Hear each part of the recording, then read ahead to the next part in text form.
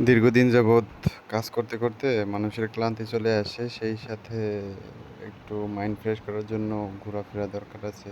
নতুন নতুন জায়গায় যাওয়া, অনেক কিছু দেখা, সেটা যেমন আমাদের বড়দের জন্য আবার ছোটদের জন্যও দরকার।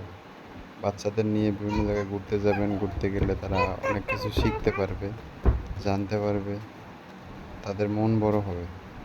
আমরাও রায়ানকে নিয়ে ঘুরতে গেছিলাম আজকে, নদীর পাড়ে ঘুরে আসলাম। সে খুবই খুশি, অত্যন্ত খুশি সে।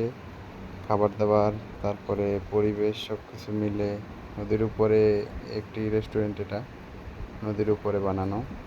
তো দেখতেই পাচ্ছেন সে খুব আনন্দ করতেছে, হাসাহাসি করতেছে, খেলাধুলা করতেছে। খুবই ভালো লাগছে, আমাদেরও ভালো লাগছে, তারও খুবই ভালো লাগছে। আপনারাও সবাই নিজেদের ফ্যামিলি নিয়ে, বাচ্চাদের নিয়ে ঘুরতে যাবেন। আমরা আজকে গেছিলাম ব্রাহ্মণবাড়িয়া সরাইল, দুরন্দি।